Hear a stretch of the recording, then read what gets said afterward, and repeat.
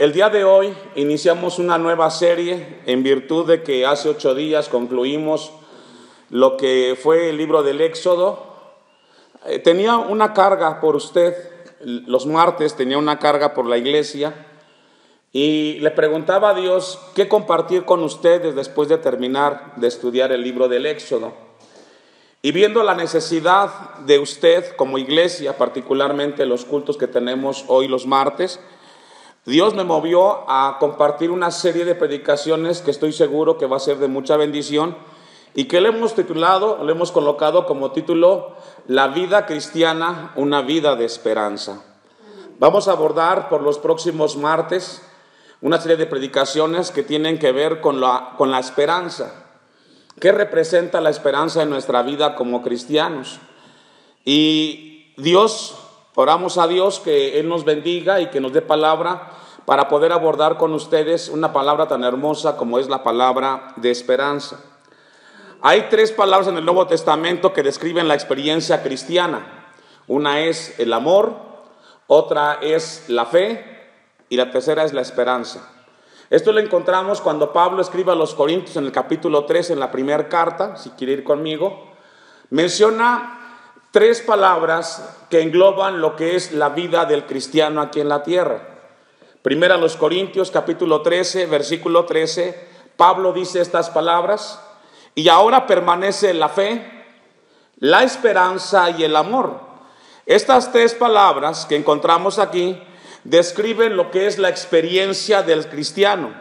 Después de ser salvos, estas 3 palabras son las que engloban nuestra experiencia de este lado de la eternidad. En el tiempo en el cual vivimos nosotros, hermanos, hoy en el siglo XXI particularmente, cuando volteamos a ver a nuestro alrededor todo aquello que nos toca observar, nos damos cuenta que es muy difícil encontrar esperanza. Si volteamos hacia la sociedad, en la parte económica, el dinero no alcanza, no tenemos esperanza en ese aspecto. Si volteamos a ver a la parte política, tampoco tenemos mucha esperanza porque hay muchas promesas que no se cumplen. El mundo constantemente camina lejos de Dios y eso a nosotros o al ser humano le da mucha inseguridad. Es una realidad que no podemos ocultar cuando observamos lo que encontramos allá afuera sin Dios. Y es una vida de desesperanza. La esperanza es tener la seguridad de lo que Dios prometió en el futuro. Podemos darle una definición a esperanza y sería esa: tener la seguridad que lo que Dios nos prometió en el futuro se va a cumplir en nuestras vidas. Si solamente vivimos nosotros pensando en las cosas terrenales y materiales que aquí nos tocan vivir, dice la Biblia que somos los más dignos de lástima. Y el apóstol Pablo lo colocó de esta manera, en 1 Corintios 15, versículo 19. Es que vivir la vida por vivir la vida no tiene sentido porque se convierte en una desesperanza y una vida sin sentido. Por eso es que la vida sin Dios es una vida miserable y es ahí donde está la gran mayoría de la gente. Dice el apóstol Pablo en cuanto al tema de la resurrección de Jesús: si en esta vida solo esperamos en Cristo. Es decir, Pablo dice, si solamente pensamos que Cristo va a ayudarnos a las cosas materiales, dice Pablo, no hay nadie más digno de lástima que nosotros. Somos los más dignos de conmiseración de todos los hombres. Pensar que solamente Cristo va a satisfacer nuestras necesidades terrenalmente hablando, hermanos, seríamos entonces cristianos o personas dignos de lástima. Pensar que solamente Cristo va a ayudarnos aquí con nuestra vida en esta tierra nos colocaría como la gente que solamente pone su esfuerzo o coloca su esperanza en aquello que ha edificado. Y Salomón lo escribe un poco más claro en Eclesiastés capítulo 1, versículo 16 y 17, coloca el pensamiento del hombre donde pone todo su esfuerzo en aquello que ha construido, que ha edificado. Eclesiastés capítulo 1, versículos 16 y 17, vamos a ver con la ayuda de Dios cómo se coloca el hombre frente a su futuro cuando todo su esfuerzo está en él mismo y no en Dios. Salomón sabemos que fue el hombre más rico que ha existido sobre la tierra, fue un hombre sabio, y este libro de Eclesiastés lo escribió en el ocaso de su vida, y lo escribió desde el punto de vista donde el hombre vive sin Dios. Y él escribió lo siguiente: hablé yo en mi corazón, diciendo, he aquí, yo me he engrandecido y he crecido en sabiduría sobre todos los que fueron antes de mí en Jerusalén, y mi corazón ha percibido mucha sabiduría y ciencia. Salomón dice que él alcanzó la cúspide de su existencia en esta tierra. Dice que le dio a su corazón todo lo que él quería darle: placeres, fama, conocimiento, excesos, todo se lo dio Salomón a él mismo. También dice que se engrandeció y supo mucho, tuvo muchos títulos, fue muy capaz intelectualmente. Versículo 17: y dediqué mi corazón a conocer la sabiduría. Es decir, procuró con él mismo, procuró, teniendo un esfuerzo de aprender y conocer cada vez más de la vida. Y dice el texto, y también de entender las locuras y los desvaríos, es decir, los excesos, el filosofar y el pensar el porqué de su existencia. Conocí que aún esto era ¿qué? Aflicción de espíritu. Es decir, el hombre puede tener una cantidad importante de títulos, intelectualmente hablando, una posición social muy importante, pero al final, si eso está fuera de Dios, lo que hace es afligirte y darte una vida sin esperanza. Colocar tu vida solamente sustentada en las cosas materiales o terrenales y sin contemplar a Dios es una vida afligida. No tiene sentido, Salomón dice así. Capítulo 2, allá adelante, versículos 10 y 10. Capítulo 2, versículos 10 y 11. No negué a mis ojos ninguna cosa que desearan, ni aparté mi corazón de placer alguno. Veamos a un hombre que constantemente estuvo teniendo lo que él deseaba. En su tiempo, los caballos, las mujeres, todo lo que él deseó lo obtuvo. Porque mi corazón gozó de todo mi trabajo. Y esta fue mi parte de toda mi faena. Miré yo luego todas las obras que habían hecho mis manos y el trabajo que tomé para hacerlas. Y he aquí, todo era ¿qué? Es decir, construir una casa, un patrimonio, un negocio en esta tierra y dejar fuera a Dios de tu vida es vanidad. No tiene sentido. Te vas a cansar, te vas a afligir y te vas a dar cuenta que tener lo que tienes no te da esperanza en el más allá. Salomón lo está diciendo. Hoy Dios quiere hablarnos a nosotros acerca de esta vida sin Él. Hoy Dios quiere hablarnos acerca cuando el hombre coloca todo su esfuerzo, toda su esperanza en aquello que edifica. Y Salomón sigue diciendo, y he aquí todo era vanidad y aflicción de espíritu, y es más, dice, y sin provecho debajo del sol. Porque al final, hermano, después de trabajar y de hacer lo que tienes que hacer, si no tienes en tu vida a Dios, solamente es aflicción, es cansancio, y dices, me canso tanto de trabajar, no le encuentro sentido, que todos los días la rutina es la misma, me levanto, trabajo, hago el quehacer, voy allá. Pero el hombre sin Dios cada vez se siente más afligido. Todo lo que la vida ofrece en esta tierra solamente es un caos, aunque sea lo mejor que te ofrezca, y fuera de Dios todo será vanidad, todo será una fantasía, todo será una falsa esperanza, será una falsa ilusión, porque todo eso que el hombre aquí en la tierra tenga, hermanos, no le va a ayudar en la eternidad. Job lo dijo de la siguiente manera, en Job capítulo 8, versículo 11.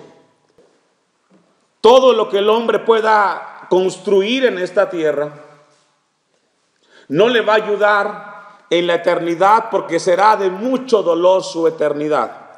En Job capítulo 8, versículo 11, Job dijo lo siguiente: Crece el junco sin lodo, crece el prado sin agua, aún en su verdor, y sin haber sido cortado, con todo se seca primero que toda hierba.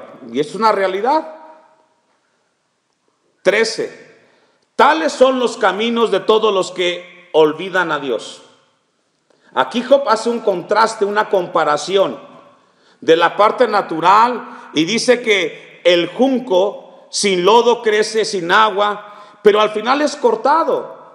Y luego en el texto 13 dice, así son los hombres, o los caminos de los hombres que olvidan a Dios, y la esperanza del impío perecerá. 14. Porque su esperanza será ¿qué? Cortada, y su confianza es tela de ¿qué? ¿Usted ha visto la tela de araña? Está colocada en una esquina regularmente. ¿Cuánto puede sostener esa telaraña, hermanos? ¿Puede sostener una escoba? No. ¿Puede sostener una mesa, una cama? No, es muy frágil y muy débil. Así es la esperanza del hombre que coloca en las cosas materiales su vida. Se puede caer muy fácilmente todo lo que ha construido. Y Job dice, así es la esperanza del hombre, es como la tela de la araña. Se apoyará él en su casa, mas no permanecerá ella en pie, y se asirá de ella, mas no resistirá. ¿Y cuántos cuadros hemos visto de gente con mucho recurso económico, con mucho dinero, y cuando llega la enfermedad, hermanos, lo que tienen no les alcanza para curarse? Porque no hay dinero que alcance para curar la salud de una persona. Colocar, dice Job, entonces tu esperanza en cosas materiales es como colocar tu esperanza en una telaraña. En Job 27:8, no hay apoyo alguno en las cosas materiales. Job 27:8, porque ¿cuál es la esperanza del impío? Aquí el impío es el hombre que vive sin Dios, la mujer que vive sin Dios en este mundo. ¿Cuál es la esperanza del impío? Porque por mucho que hubiere robado, cuando Dios le quitare, ¿qué, hermanos? Hay mucha gente que se ha hecho rica robando a otros. Y podemos hablar de hombres de negocios, de políticos, y todo lo que hayan robado, el día que Dios les quite la vida, hermanos, no va a ayudarles en la eternidad todo lo que robaron. Es una falsedad, una ilusión pensar que la gente saca provecho de su inteligencia quitándole a otros. Job dice, por mucho que hubiere robado, por mucho que tenga en su casa, que haya almacenado de manera ilícita, cuando Dios le quitare la vida. Dice otra versión, este texto, no hay esperanza para el malvado si Dios le quita la vida. ¿Por qué? Porque su esperanza solamente está en lo que tiene. Pero cuando pase de esta vida, no se puede llevar nada de lo que tiene en la eternidad. Un último texto, Job 31, 24 en adelante. Job 31, 24. Si puse en el oro mi esperanza, y dije al oro, mi confianza eres tú, habrías negado al Dios soberano. Job dice, si yo hubiera puesto mi esperanza en el dinero, entonces, ¿cómo yo podría decir que mi esperanza es Dios? Con eso que hemos comentado, hermanos, vamos a ver algunas cosas acerca de la esperanza. Y vamos a ver cómo es la esperanza del cristiano en contraste o en comparación del hombre que vive sin Dios. Vamos a ir a Romanos capítulo 8, versículo 23. Ya vimos cómo es la esperanza del hombre incrédulo, del hombre que le da la espalda a Dios. Ahora vamos a ver la esperanza de nosotros, los que hemos creído a Dios, y cómo vislumbramos nuestro futuro, o cómo la Biblia, mejor dicho, ve el futuro de los cristianos. Dice Romanos 8:23. ¿Ya lo tiene? Y no solo ella, sino que también nosotros mismos, es decir, nosotros los cristianos, que tenemos las primicias del Espíritu, nosotros también gemimos dentro de nosotros mismos, esperando, ¿qué, hermanos? La adopción y la redención de nuestro cuerpo, perdón. En este momento que estamos viviendo nosotros, usted y yo, hoy, tenemos la redención de nuestra alma, ¿cierto? Vino Cristo a nuestras vidas, le hemos entregado nuestro corazón a Cristo y ahora nuestra vida, nuestra alma, nuestro espíritu está redimido por la sangre de Cristo. Pero, hay un pero, aún falta la redención de nuestro cuerpo. Somos redimidos espiritualmente, pero falta la redención de nuestro cuerpo. No es ajeno a nosotros el saber que cada día que pasa, el cuerpo que tenemos se cansa cada vez más.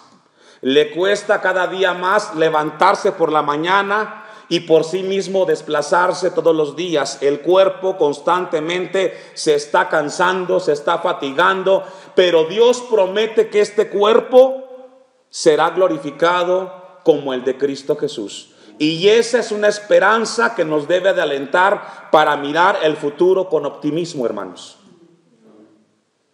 Es una realidad.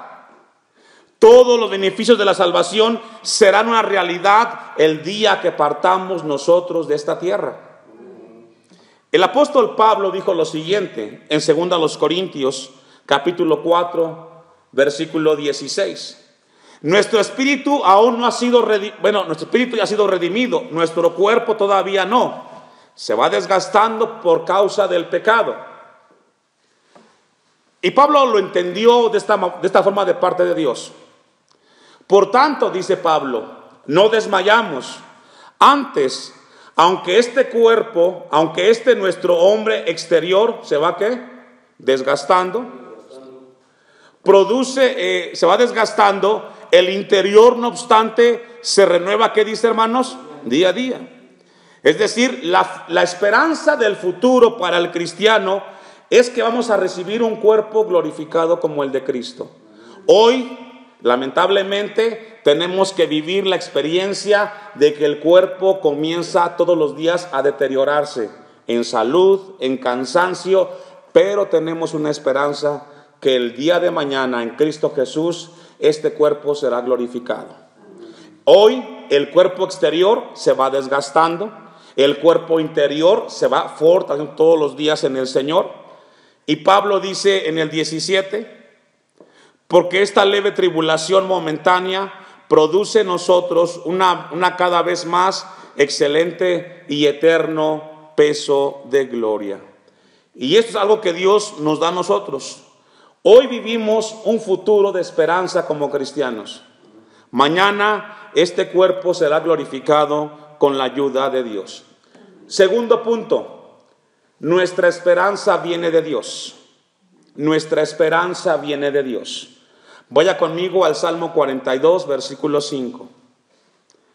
La esperanza cristiana inicia con Dios, que es eterno, que no cambia, que es un Dios que siempre dice la verdad, que es omnisciente, que es omnipresente, que es justo, que es santo, que es amor. La esperanza cristiana inicia con Dios y fuera de Dios no hay esperanza para el cristiano, hermanos. Miren lo que dice el Salmo 42. Habla de un salmista que está afligido, que tiene problemas. Quizás estaba enfermo, quizás tenía tribulaciones cuando escribió este salmo y que Dios lo inspiró. Y dice el texto 5, ¿por qué te abates, oh alma mía? Y te turbas dentro de ti. ¿Espera en qué? Espera en Dios. Hermanos, podemos estar hoy turbados, podemos estar afligidos hoy, podemos tener pruebas, podemos tener dudas, pero como el salmista tenemos que decirnos, ¿por qué te turbas, alma mía? Ten esperanza en Dios. Sabe que muchas veces con el paso del tiempo nos llega la prueba de la duda y dudamos de aquello que Dios nos ha prometido. Cuando nos enfermamos, cuando la salud mengua, cuando hay problemas con la familia, nuestra fe mengua. Y el salmista dice, ¿por qué te abates? ¿Por qué te pones tan triste? ¿Por qué te afliges? Tienes tu esperanza en Dios. Ahora, este Salmo 42, el que lo escribió, también escribió el Salmo 43. En el mismo versículo 5, adelantito, busque el Salmo 43, el salmista repite las mismas palabras. Quiere decir que el salmista escribió los dos salmos, 42 y 43, y la condición era la misma: tribulación, aflicción, prueba, lucha y duda espiritual. Y él dice lo siguiente: ¿por qué te abates, oh alma mía? ¿Y por qué te turbas dentro de mí? Y dice: espera en Dios, porque aún he de alabarle, salvación mía, Dios mío.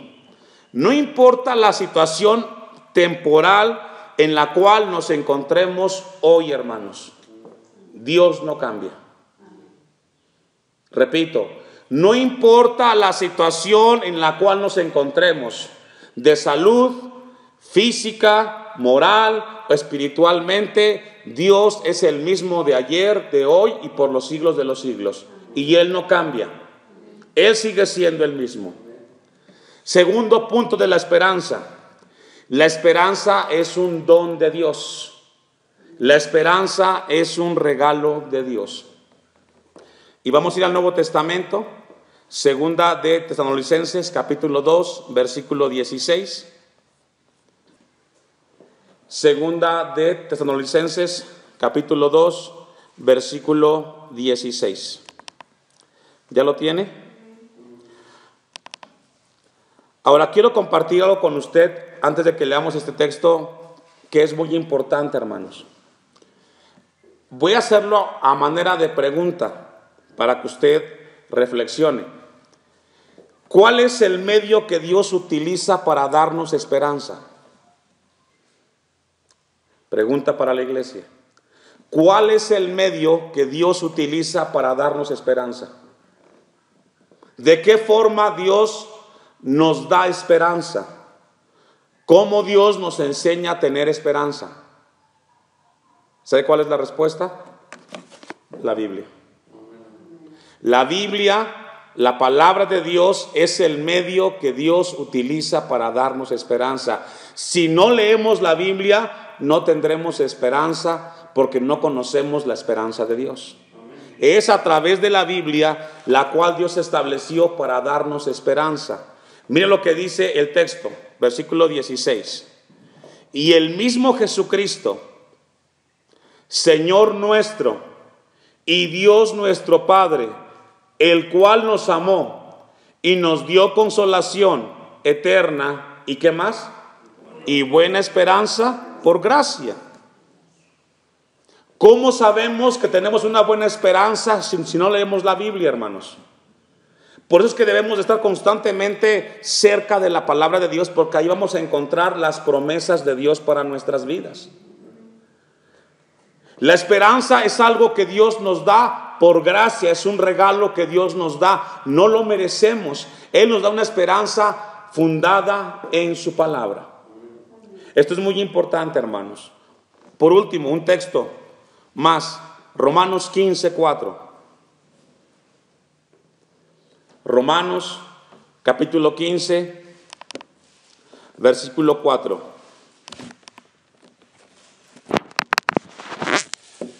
Mire lo que dice este pasaje, que es muy hermoso. Porque las cosas que se escribieron antes para nuestras enseñanzas se escribieron, a fin de que por la paciencia y la consolación de ¿qué? Tengamos ¿qué? Es decir, el medio que Dios utiliza para dar esperanza a su iglesia es las Escrituras. Las Escrituras. Por eso es que siempre recomendamos, cuando alguien está enfermo en el hospital, está en cama, siempre es: lea la Biblia. Lea la Biblia y vea la promesa de Dios para usted. No podemos estar afligidos y no leer la palabra de Dios, porque ahí encontramos la consolación. Dice aquí Romanos 15:4, ahí encontramos la paciencia y la consolación por las Escrituras. Es ahí donde Dios va a consolarnos, hermanos, donde constantemente Dios va a ministrarnos. Dice este texto, otra versión: todo lo que está escrito en la Biblia es para enseñarnos. Lo que ella nos dice nos ayuda a tener ánimo y paciencia y nos da seguridad en lo que hemos creído. El mundo puede estar en un caos total, pero usted y yo tenemos un futuro con esperanza en Cristo Jesús. Aunque el mundo allá afuera habla de mucho desequilibrio, de mucha inseguridad, pero los hijos de Dios tenemos una esperanza. Por eso es que Dios nos invita esta tarde, hermanos, a que tengamos constantemente comunión con el Señor y con su palabra. Y ahí Dios va a fortalecernos. Su palabra va a alentarnos y va a consolarnos porque Él es fiel con nosotros.